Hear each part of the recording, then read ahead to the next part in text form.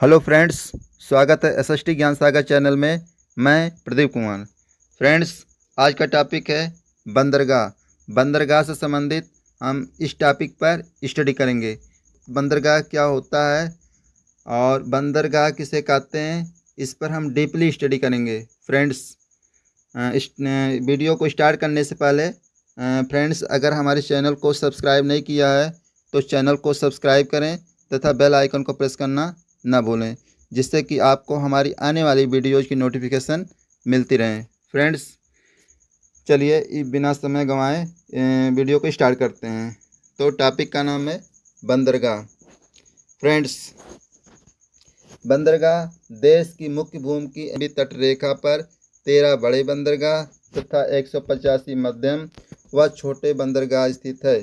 Friends, बड़े बंदरगाहों का नियंत्रण एवं प्रबंधन केंद्र सरकार द्वारा किया जाता है। अर्थात जो बड़े बंदरगाह होते हैं, अर्थात जो 13 बड़े बंदरगाह हैं, उसका नियंत्रण प्रबंधन केंद्र सरकार द्वारा किया जाता है, जबकि छोटे बंदरगाह और मध्यम बंदरगाह संविधान की समवर्ती सूची में शामिल है, जिनका प्रबंधन तथा प्रशासन संबंधित राज्य सरकारों द्वारा किया जाता है।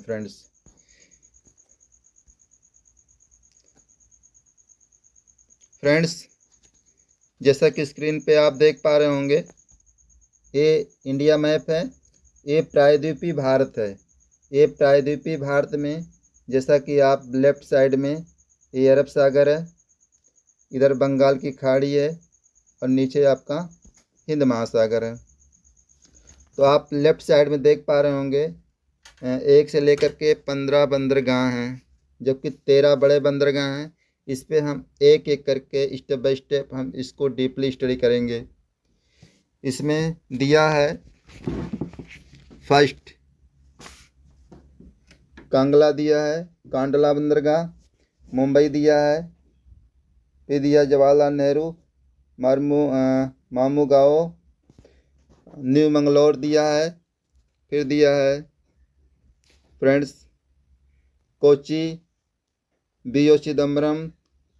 फिर 8 नंबर पे चेन्नई दिया है, फिर 9 नंबर पे एन्नूर, फिर 10 पे विशाखापट्टनम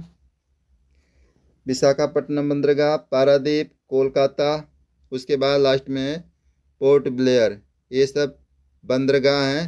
ये 13 बड़े बंदरगाह हैं। इसको हम एक एक करके हम स्टडी करेंगे। फ्रेंड्स, चलिए आइए नेक्स्ट टॉपिक पे एक एक करके हम स्टार्ट करते हैं। फ्रेंड्स, भारत में 13 बड़े बंदरगाह हैं। तो फर्स्ट है, पहला है कांडला बंदरगाह। कांडला बंदरगाह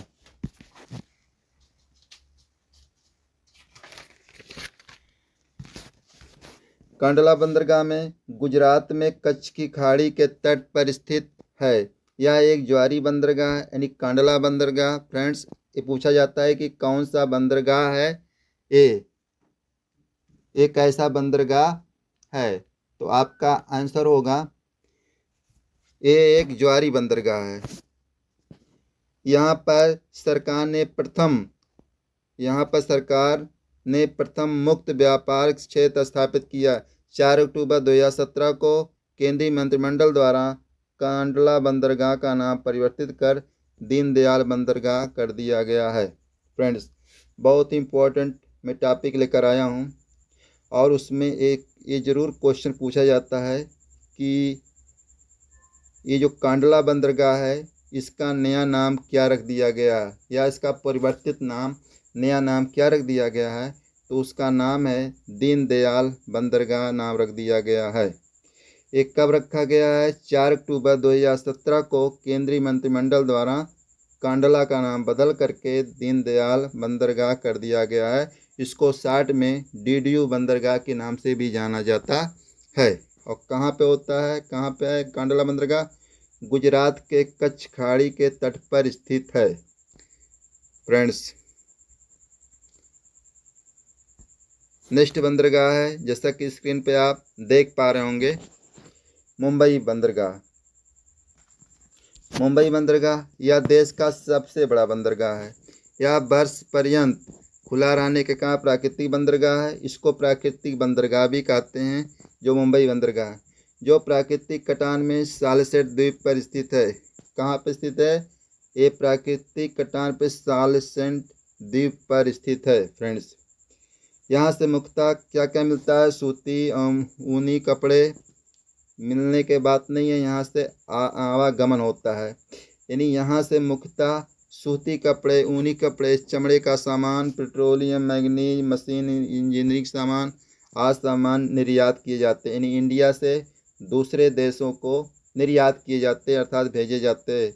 यह देश का सबसे बड़ा बंदरगाह है। अगर देखा जाए 13 जो सबसे बड़े बंदरगाह हैं, उन 13 में से जो मुंबई बंदरगाह है ये सबसे बड़ा बंदरगाह है फ्रेंड्स। नेक्स्ट बंदरगाह है हवा सेवा बंदरगाह। हवा सेवा बंदरगाह क्या होती है? इसका नया नाम है न्यू मुंबई। न्यू मुंबई इसका नया नाम है न्यू मुंबई बंदरगाह। इसमें आप देख पा रहे होंगे फ्रेंड्स, इसका नया नामकरण जवाहरलाल नेहरू बंदरगाह कर दिया गया है। जो हवा सेवा बंदरगाह है ये न्यू मुंबई के नाम से जाना जाता है और इसका नया नाम रख दिया गया है जवाहरलाल नेहरू बंदरगाह के नाम से रख दिया गया है फ्रेंड्स। यह पूर्णतः यंत्र चालित बंदरगाह है। इसमें किसी प्रकार का वैसा नहीं है, इसमें सब यांत्रिक है। यांत्रिक बंदरगाह पूरी तरह से लैस है। इसको यंत्र चालित बंदरगाह भी कहा जाता है। जो मुंबई बंदरगाह पर दबाव कम करने के लिए न्यू मुंबई में आधुनिक शैली से विकसित किया गया बंदरगाह है। अभी इसके पहले वाले टॉपिक में था कि सबसे बड़ा बंदरगाह मुंबई बंदरगाह था, लेकिन उसका लोडिंग कम करने के लिए, उस बंदरगाह का भार कम करने के लिए एक नया बंदरगाह बनाया गया है और उस बंदरगाह का नाम था हवा सेवा बंदरगाह, जो कि न्यू मुंबई के नाम से आधुनिक शैली का विकसित किया गया था। लेकिन जो न्यू मुंबई का बंदरगाह है उसका नामकरण करके नया नाम बना करके उसका क्या नया नाम है? जवाहरलाल नेहरू के नाम से जाना जाता है फ्रेंड्स। इसे वर्ष 1988-89 में देश का 12वां बड़ा बंदरगाह घोषित किया गया है। ये 12वां बड़ा बंदरगाह घोषित किया गया है। यह भारत का विशालतम कंटेनर पत्तन है। इसको कंटेनर पत्तन के नाम से भी जाना जाता है फ्रेंड्स।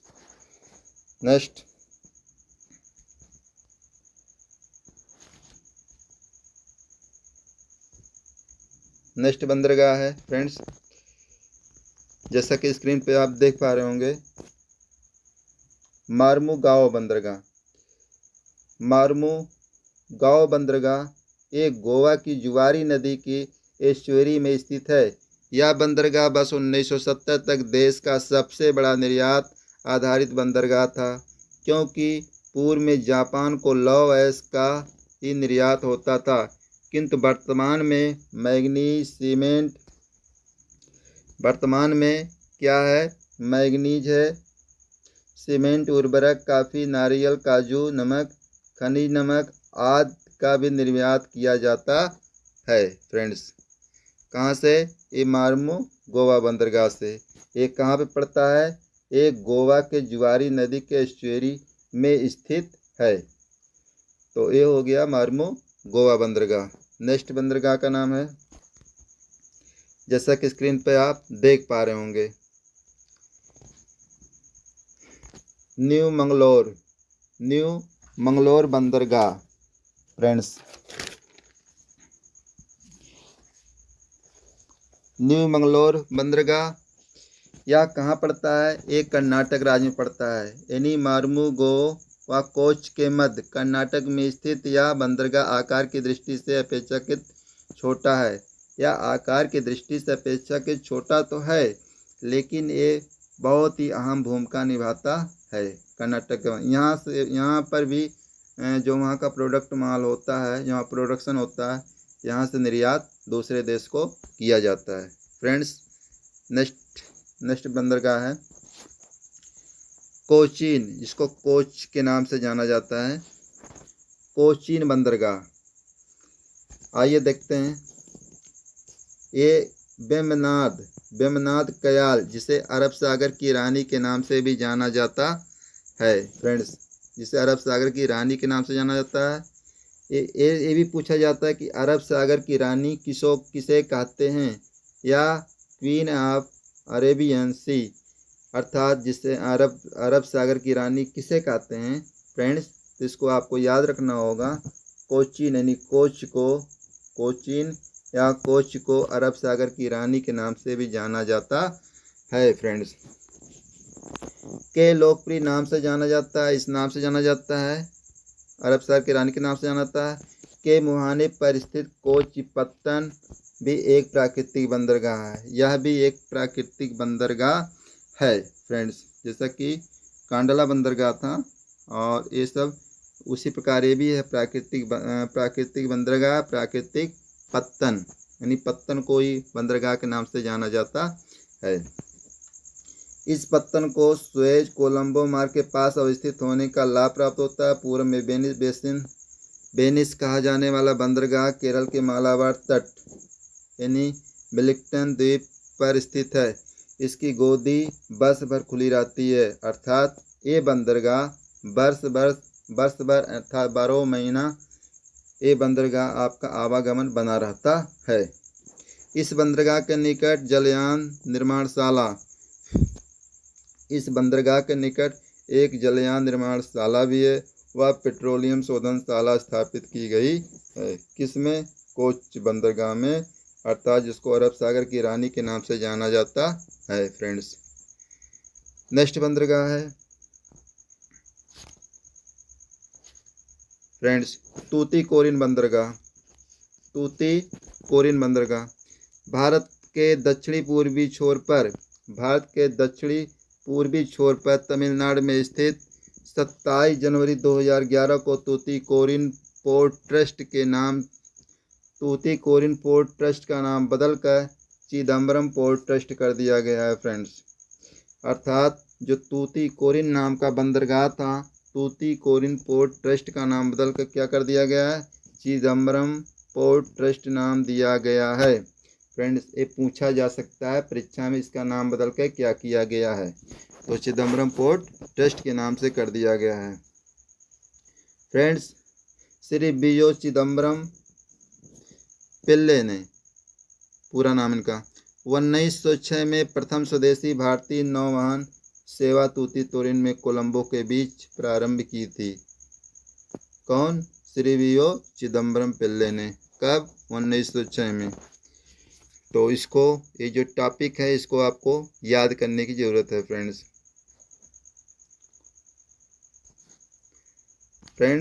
जैसा कि स्क्रीन पे आप देख पा रहे होंगे, नेक्स्ट बंदरगाह है चेन्नई बंदरगाह। ये बहुत ही परीक्षा की दृष्टि से बहुत इंपॉर्टेंट है, और ये परीक्षा में आने वाले क्वेश्चन इसमें देखने को मिलेंगे और मिलते भी हैं फ्रेंड्स।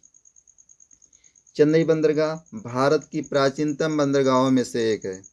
चेन्नई बंदरगाह भारत की प्राचीनतम बंदरगाहों में से एक है। यह एक कृत्रिम बंदरगाह है। अभी तक जो भी आप पढ़ रहे थे, जैसे अभी क्या पढ़े हैं, जो भी प्राकृतिक बंदरगाह पढ़े हैं, लेकिन उसमें जो है हवा सेवा बंदरगाह जो मुंबई का लोड कम करने के लिए नया स्थापित किया गया है, यानी जिसको बोलते हैं न्यू मुंबई के नाम से, और वो क्या नाम था उसका, हवा सेवा का नाम बदल करके पंडित जवाहरलाल नेहरू बंदरगाह कर दिया गया है। तो ये बंदरगाह कृत्रिम बंदरगाह था। और इसके बाद जो मैं बताने जा रहा हूँ, एक चेन्नई बंदरगाह फ्रेंड्स, ये भी भारत के प्राचीनतम बंदरगाहों में से एक है। यह एक कैसा बंदरगाह है फ्रेंड्स? तो यह एक कृत्रिम बंदरगाह है। इसको आपको ध्यान देने की ज़रूरत है। पूछा जा सकता है कि ये प्राकृतिक बंदरगाह है कि कृत्रिम बंदरगाह है। तो फ्रेंड्स चेन्नई एक कृत्रिम बंदरगाह है, अर्थात बनाया गया बंदरगाह है। जिसे वर्ष कब बनाया गया है? 1859 ईस्वी में बनाया गया था। और तट पर तट पर पानी की कमी के कारण क्यों बनाया गया कृत्रिम? इसको ध्यान दीजिएगा, मैं जो बता रहा हूँ फ्रेंड्स। कृत्रिम क्यों बनाया गया है, यानी 1859 में तो बनाया गया। तट पर पानी की कमी के कारण पहले बड़े जलयान तट तक नहीं आ पाते थे। जब पानी कम रहेगा तो जाहिर सी बात है बड़े जलयान नहीं आ पाएगा, क्योंकि जब जल की मात्रा अधिक होती है तभी वो लोडिंग से आ पाता, तभी वो तैरने का काम करता है। तो बड़े जलयान नहीं आ पाते थे पानी के कम की वजह से, जिसे बाद में कृत्रिम रूप से गहरा किया गया फ्रेंड्स। बाद में क्या हुआ है, जो चेन्नई बंदरगाह है उसको कृत्रिम रूप से गहरा किया गया, उसकी खुदाई करके गहरा किया गया है। यहाँ से क्या क्या होता है, पेट्रोलियम उत्पाद, उर्वरक, लौह, मैग्नीज, उसके बाद लौह, मैग्नीज, अभ्रक, कोयला, मशीनें, सूती और रेशमी कपड़े, चमड़ा, रबड़, तंबाकू, तेल, हल्दी आदि का आयात निर्यात किया जाता है। फ्रेंड्स, मुंबई के बाद चेन्नई देश का दूसरा सबसे बड़ा बंदरगाह है। फ्रेंड्स, अगर देखा जाए भारत के 13 बड़े बंदरगाहों में सबसे बड़ा बंदरगाह आपका मुंबई बंदरगाह है, लेकिन मुंबई के बाद चेन्नई देश का दूसरा सबसे बड़ा बंदरगाह है। फ्रेंड्स, नेक्स्ट टॉपिक है, नेक्स्ट बंदरगाह है विशाखापट्टनम। फ्रेंड्स, जैसा कि स्क्रीन पे आप देख पा रहे हैं, विशाखापट्टनम काकीनाडा तट पर आंध्र प्रदेश में स्थित इस बंदरगाह के पास पोत निर्माण व मरम्मत उद्योग भी स्थापित है। यहाँ से लौह, पेट्रोलियम उत्पाद, लकड़ी, कोयला, चमड़ा आदि का भी आयात निर्यात किया जाता है। यह सबसे गहरा बंदरगाह माना जाता है। फ्रेंड्स, कौन? विशाखापट्टनम। नेक्स्ट है, गहराई की दृष्टि से विशाखापट्टनम उसको माना जाता है। नेक्स्ट है पारादीप बंदरगाह। यह उड़ीसा राज्य में स्थित है। कटक से, यानी उड़ीसा राज्य में कटक से 100 किलोमीटर दूर महानदी डेल्टा पर स्थित है। फ्रेंड्स, कौन? पारादीप। कहाँ पे? उड़ीसा राज्य में स्थित है। यहाँ से मुख्यतः जापान को कच्चा लोहा निर्यात किया जाता है। क्या? यहाँ से पारादीप जो उड़ीसा के पास स्थित है, उड़ीसा राज्य में, और वहाँ से जापान को कच्चा लोहा निर्यात किया जाता है। यह निर्यात प्रधान बंदरगाह है। यह निर्यात प्रधान बंदरगाह, इसका पोताश्रय सबसे गहरा है। आपको ध्यान देने वाली बात है, इसका जो पोताश्रय है सबसे गहरा, इसमें गहराई सबसे ज़्यादा पाई जाती है। फ्रेंड्स, नेक्स्ट बंदरगाह है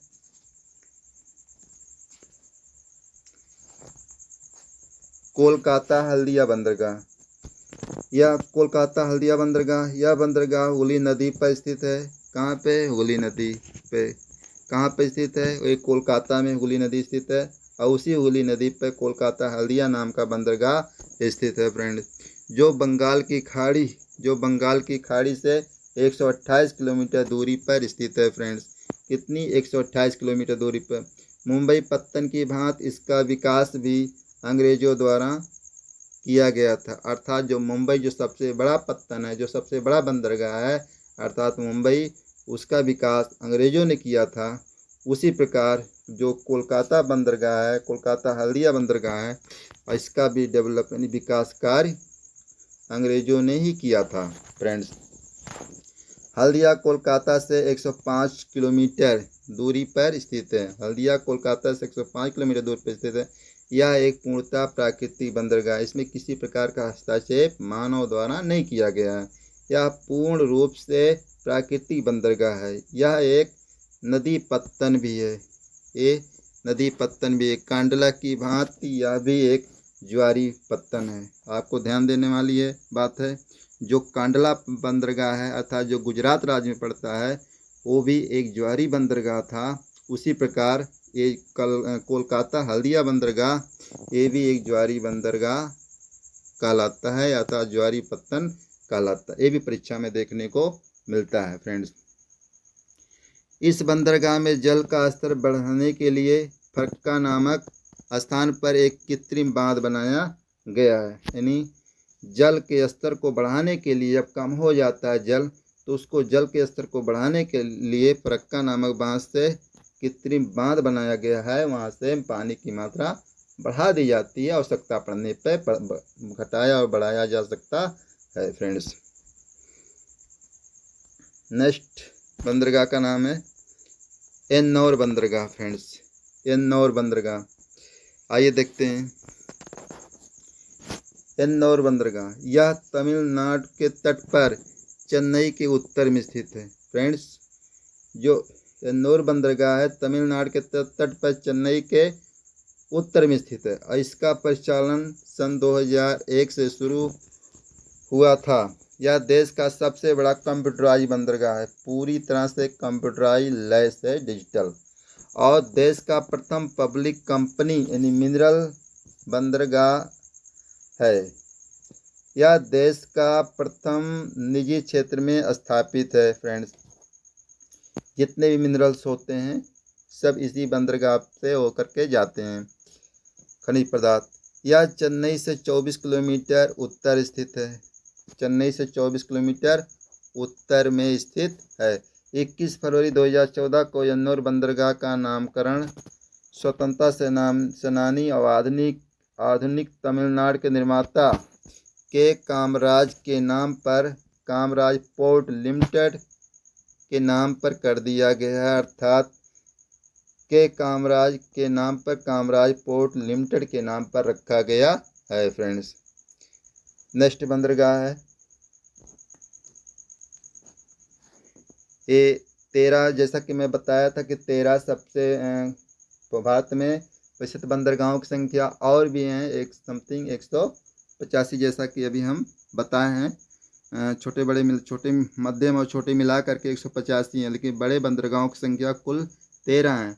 और 13 में सबसे लास्ट में बता रहा हूँ पोर्ट ब्लेयर बंदरगाह फ्रेंड्स, जैसा कि स्क्रीन पे आप देख पा रहे होंगे।